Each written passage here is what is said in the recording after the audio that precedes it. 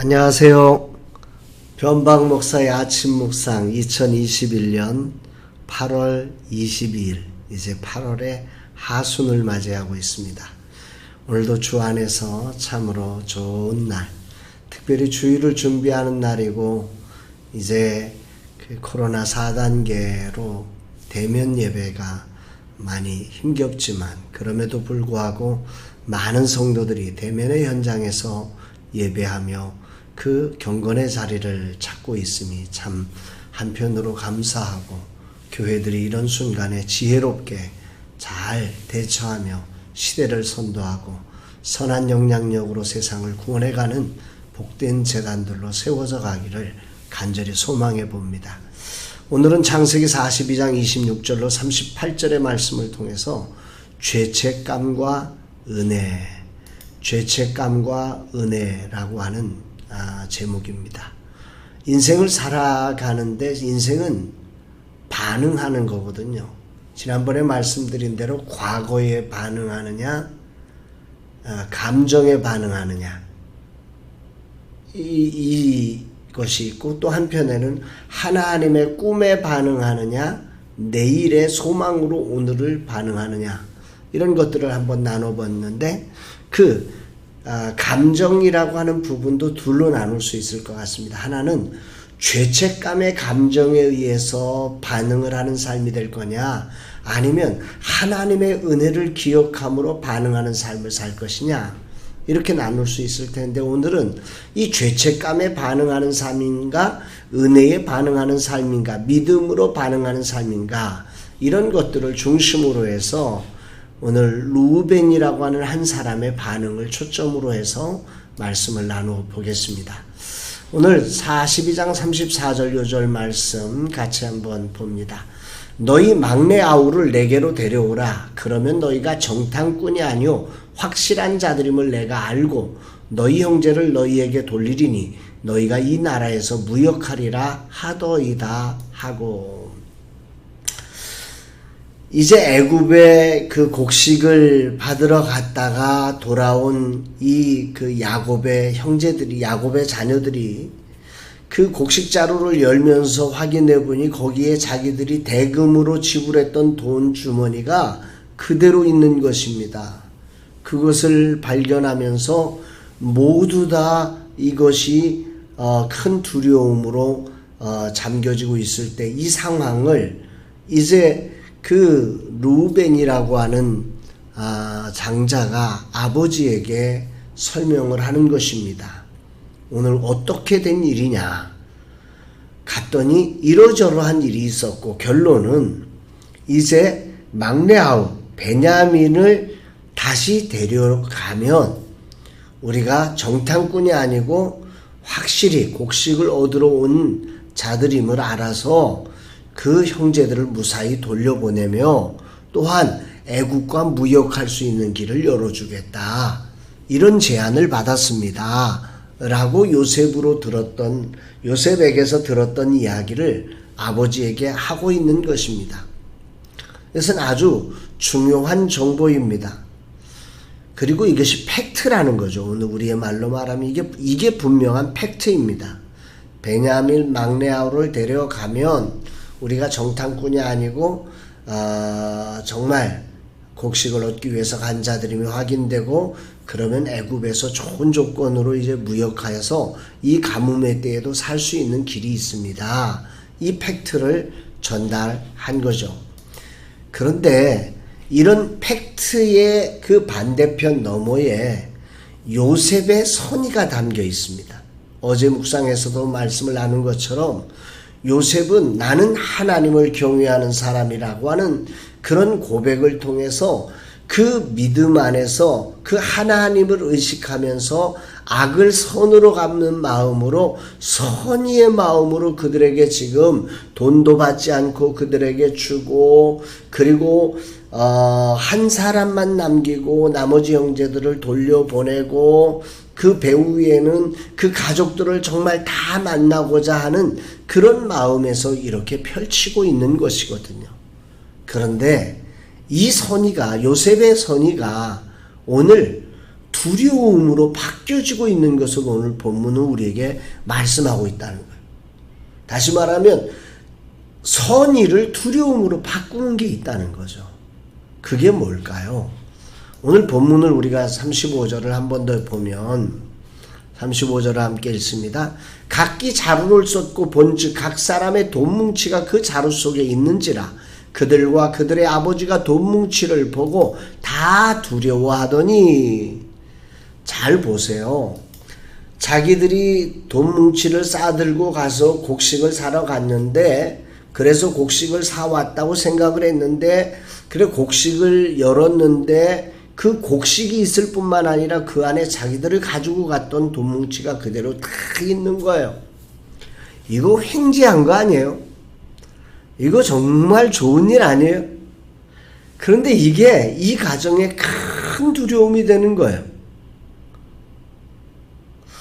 분명히 요셉은 선의로 그 부모들이 이 가뭄의 때에 힘들 걸 생각해서 돈뭉치를 넣어준 거예요. 여기에 요셉의 다른 악의가 없어요. 이 형들을 괴롭히려고 보낸 게 아니라고요. 나는 하나님을 경외하는 자로다. 그 말씀의 줄기를 통해서 이해를 하면 분명히 요셉은 선의로 보낸 것인데, 이 선의가 이 형제들에게 그리고 아버지에게는 큰 두려움, 다 두려워하더니 이 돈뭉치가 두려움이 된 거예요. 우리는 여기서 이해를 해야 돼요. 선의가 상대방에게 두려움이 될 수도 있구나. 이 사실을 기억해 봐야 돼요. 그럼 왜 선의를 두려움으로 바꾸어내는가 보니 그 안에 죄책감이라고 하는 문제가 있는 것입니다. 오늘 이 사실을 우리가 기억해야 됩니다. 상처가 있는 거예요. 야곱에게는 상처가 있어요. 어떤 상처? 그 요셉을 잃어버린 상처. 지금은 또 시므온을 잃어버렸잖아요. 시므온이 지금 안 보이잖아요. 그 상처가 요셉의 선의를 선의로 받지 못하게 하는, 두려움으로 받게 하는 이유가 되는 거죠. 또 반대로 형제들은 요셉에게 저지른 죄책감이 오늘 이 상황을 온전하게 믿음으로 받지 못한 요셉의 선의를 그대로 받지 못하고 우리를 정말 죽이려고 하겠구나, 이런 생각으로 이거를 이해하는 거죠. 죄책감과 상처는 참 무서운 것입니다. 오늘 그리스도 예수 안에서 우리가 이 죄책과 상처가 거룩한 보혈의 능력 아래서 하나님의 은혜로 씻어지고, 그런 중 누구든지 그리스도 안에 있으면 새로운 피조물이라 이전 것은 지나갔으니 보라 새 것이 되었도다 라고 하는 이 영광스러운 믿음으로 말미암는 은혜의 반응이 있어야 되는데, 이 죄책감과 상처로 반응되어지니 이게 큰 두려움으로 이 가정을 지옥으로 만들고 있는 겁니다. 다시 한번 정리해 보시자고요. 요셉의 선의는 분명 하나님을 경외하는 자라고 하는 이 사실로부터 출발을 합니다. 그런데 이것을, 이 하나님을 경외하는 자를 조금 더 이렇게 나누어 보면 세 가지로 나눌 수가 있는데요. 하나는 요셉이 시므온을 잡아둔 이유는 그는 다 갚버리고 나면 이제 다시 안 올까 봐 한 사람이라도 끈을 붙잡아서 그 형제들을 다 만나고 부모를 만나고 싶어서 지금 시므온을 붙잡아둔 거예요. 이건 선의예요, 선의.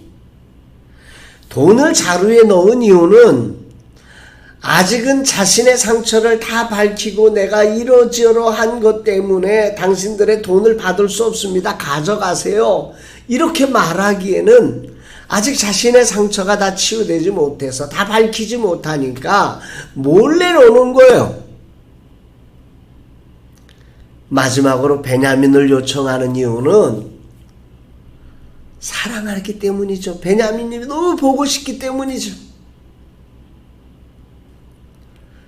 13년, 15년 보지 못했던 이 사랑하는 동생을 보고 싶은 마음에 다 형제들 봤는데 동생은 못 봤으니까 부모님은 못 봤으니까 보고 싶은 마음에 이것을 요청했던 거죠. 이런 요셉의 선의가, 그런데 이 가정이 어떤 문제를 낳습니까? 오늘 36절을 한번 읽어보자고요. 그들의 아버지 야곱이 그들에게 이르되 너희가 나에게 내 자식들을 잃게 하도다. 요셉도 없어졌고 시므온도 없어졌거늘 베냐민을 또 빼앗아 가고자 하니 이는 다 나를 해롭게 함이로다. 여러분, 이 상처, 이 죄책이라고 하는 게 얼마나 무서운지를 봐야 돼요. 이 자기 자녀들이 정말 어렵사리 애국까지 가가지고 우여곡절을 겪은 끝에 곡식을 가져오고 이 소식, 요셉의 선의를 들었잖아요. 그런데 이 아버지는 이 자식들의 이 말, 요셉의 이 선의를 어떻게 해석하고 있냐면 너희가 나에게 내 자식을 잃게 하도다. 자식 죽이려고 지금 이러고 있다는 거예요. 다 나를 해롭게 함이로다. 자신을 해롭게 한다는 거예요. 아버지를 살리고 싶어서, 굶어 죽어가는 가족을 살리고 싶어서 이들이 모두가 선의로 지금 일하고 있는데 이걸 선의로 봐주지를 못하는 거예요. 나를 해롭게 한다는 거예요. 내 자식을 잃게 만든다는 거예요. 우리가 이 상처를 가지고 세상을 보는 게 얼마나 위험한 건지, 부모가 자식을 볼 때 상처를 가지고 보면 이렇게 보는 거죠. 자식의 행동에 선의는 못 봐요. 꼭 부모를 해야 할 것만 같고 내 자식을 잃어버릴 것만 같은 거예요. 오늘 이 눈에서 우리가 치유되어야 됩니다. 이 상처와 이 죄책에서 벗어나야 하는 것입니다.